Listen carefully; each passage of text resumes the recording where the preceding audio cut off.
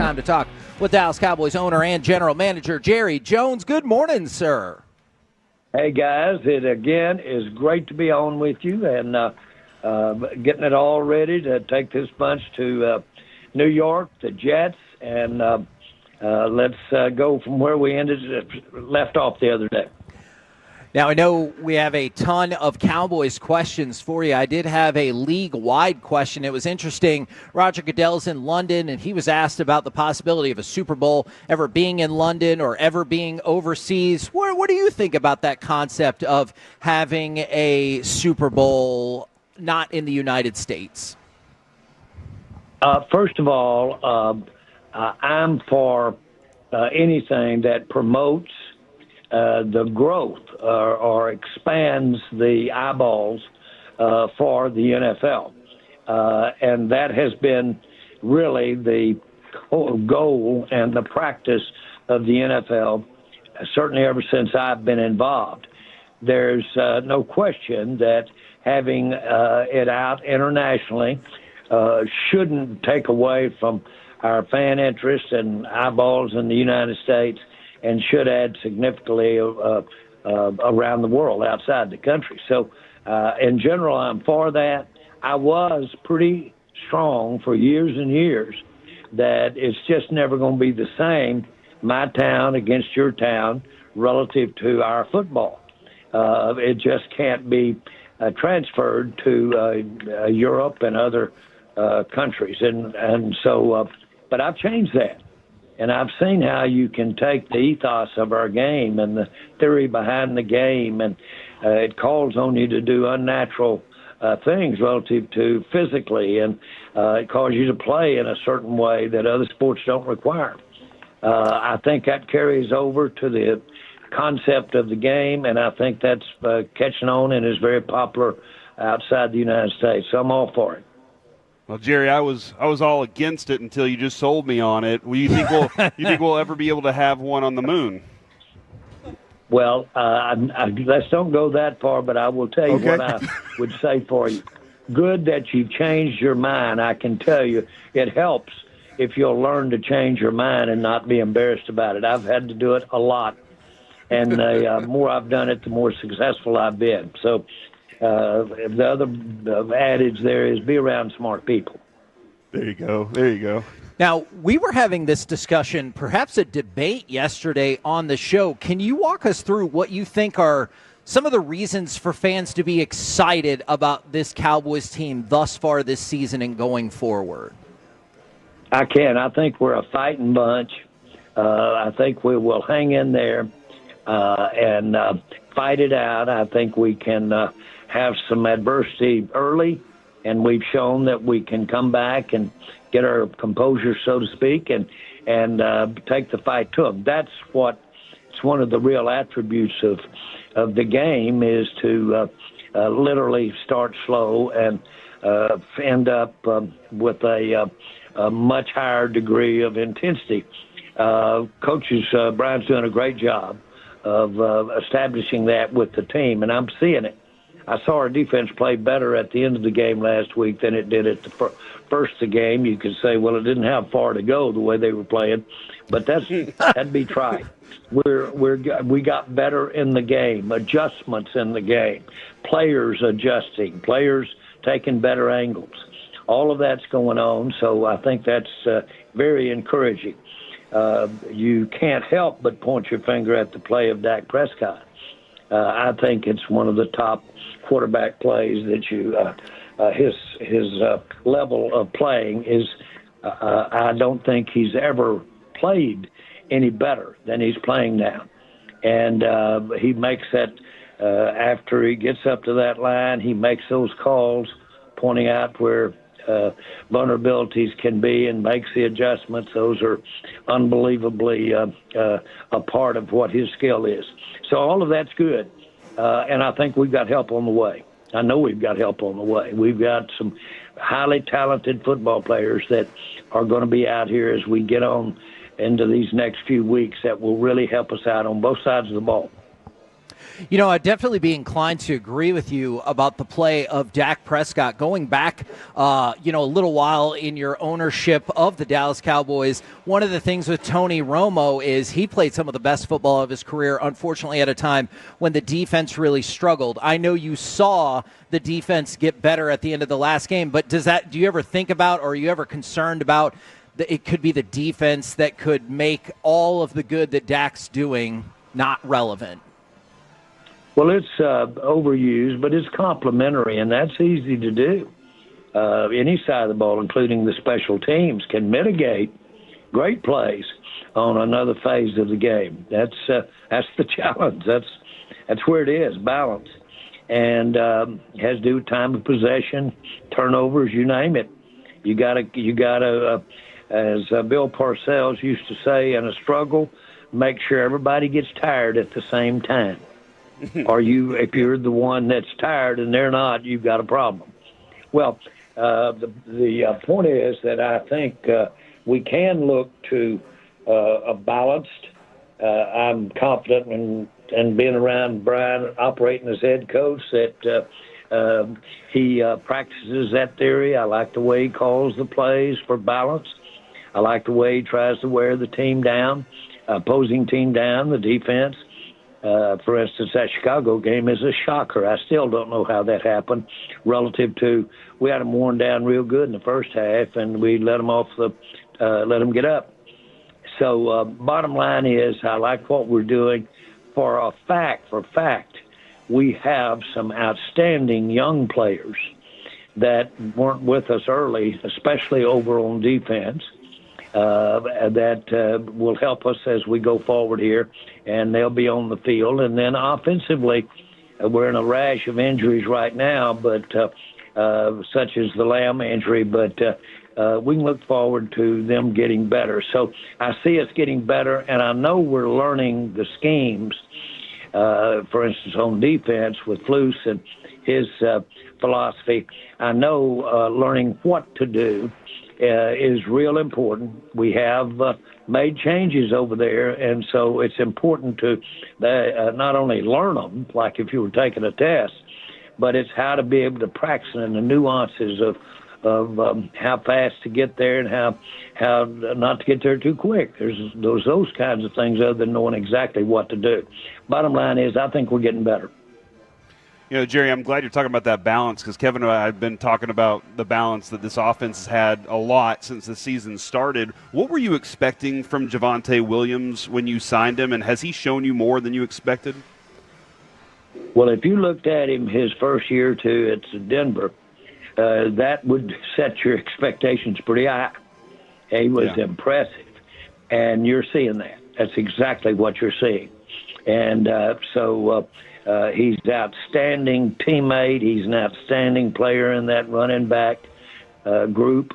And so he's everything you want, and he's obviously, I'm going to use the word violent, but he's obviously got big size, and he knows how to throw it around when he's running with the ball. So we're really pleased. That one right there is actually better than you could have dreamed for and hoped for. So that's good.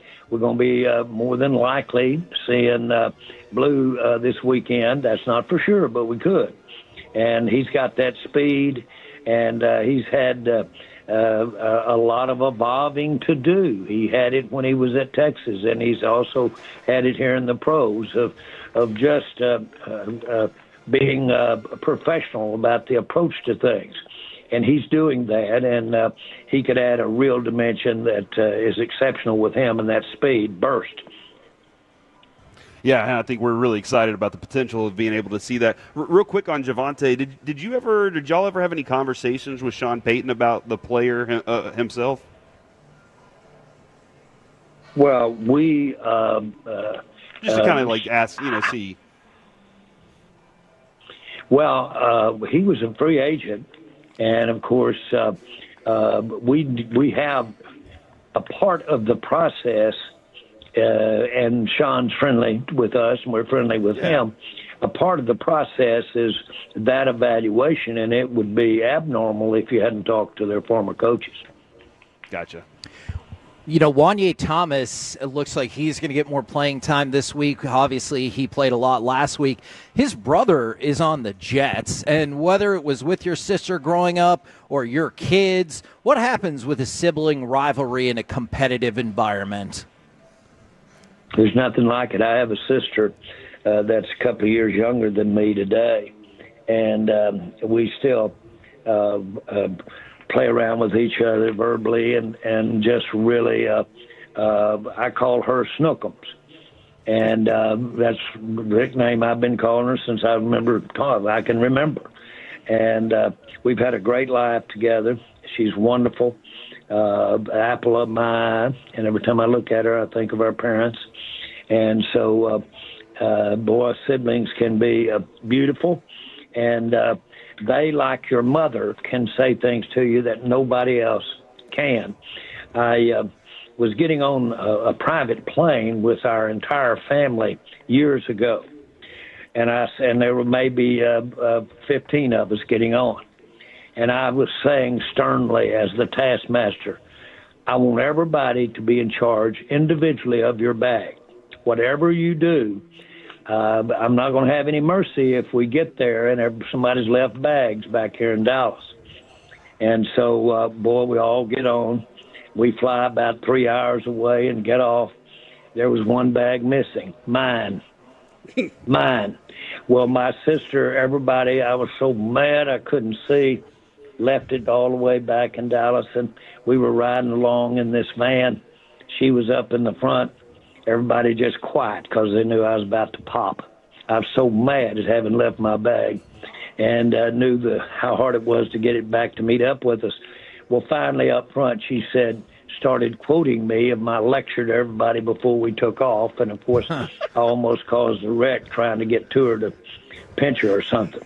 But only sisters and brothers can act that way.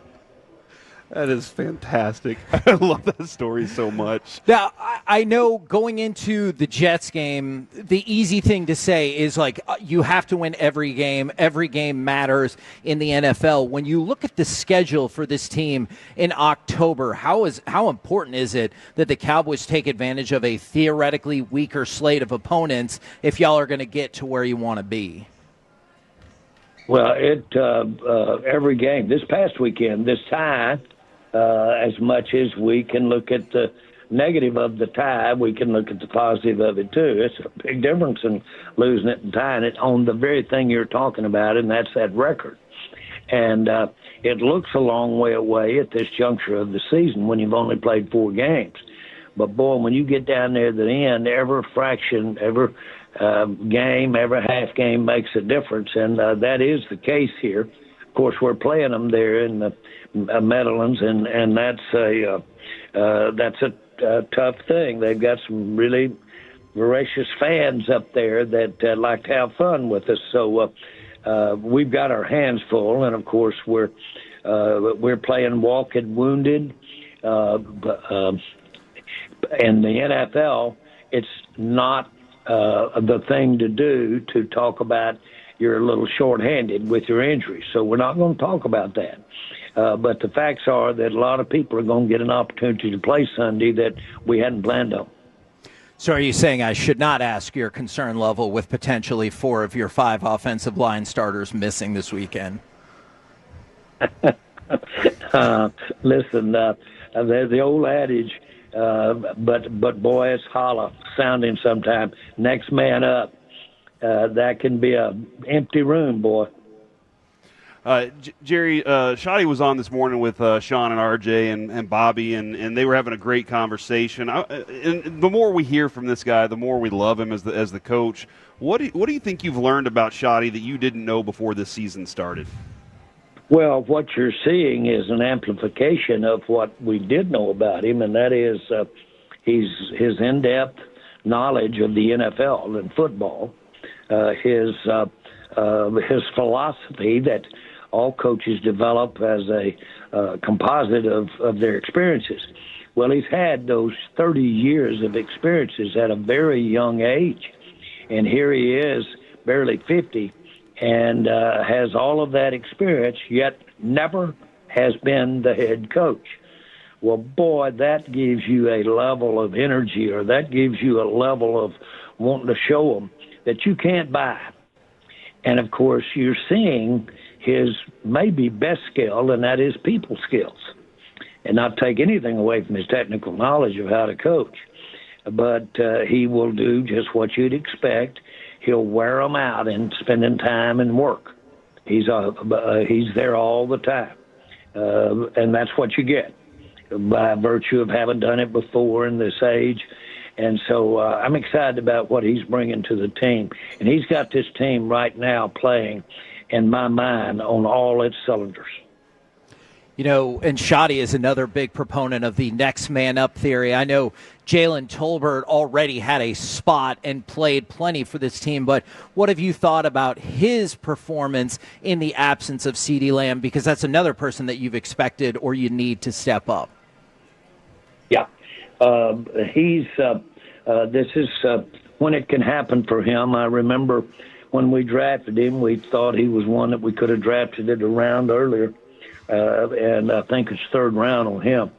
But the bottom line is that I think he's just getting his real chance to do what he's practiced so hard for, countless repetition. And you like to see that, and as often will happen, the more catches he'll get, where he's going to, I think the more he'll make the play for you. Jerry, you're a big proponent. You're a big character in pop culture. Also, have you got a chance to listen to all of Taylor Swift's album yet? And will she be invited during the Thanksgiving game against Kansas City this year? Well, the answer is I don't want to do anything to jump the gun, but we would have an elaborate seat for her if she should attend the game. There's nobody a bigger fan of Taylor Swift than I am, and but more importantly, we all are. And so I appreciate buying through her Kansas City connection there the kind of interest that she has and that she has brought to the NFL. So I can't get enough. I can't get enough Taylor Swift. Now, yesterday, Dallas County judge denied a motion for summary judgment in the pending litigation of the sexual assault case. Are you worried that this is going to go to trial? Can you tell us anything on that front, Jerry? Well, I think we're into this 7 years, and it's the system. But it's been there for 7 years, and that's all that I can comment about it. But it's the same one that's been around for a long time. And I've allegedly, when I was taking a picture with her after the New York Giant game 7 years ago, I allegedly kissed her. And, of course, I don't remember that or deny that. There's no pictures. There's no witnesses, in my view. And this thing has needs to move on down the road. Do you feel like it's your legal team at all that's kept this going for so long? I think it's the system, but I'm not going to complain about the system that we have in America. It's flawed, but it's the best there is in the world. And so, you just see where it goes from here. But I don't.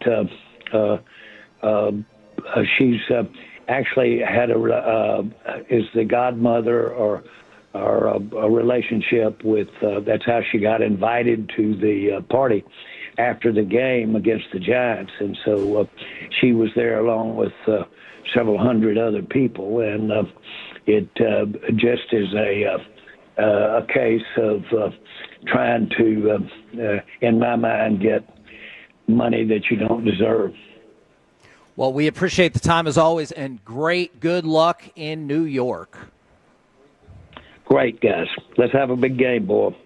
Yes, sir. It's important. There you go.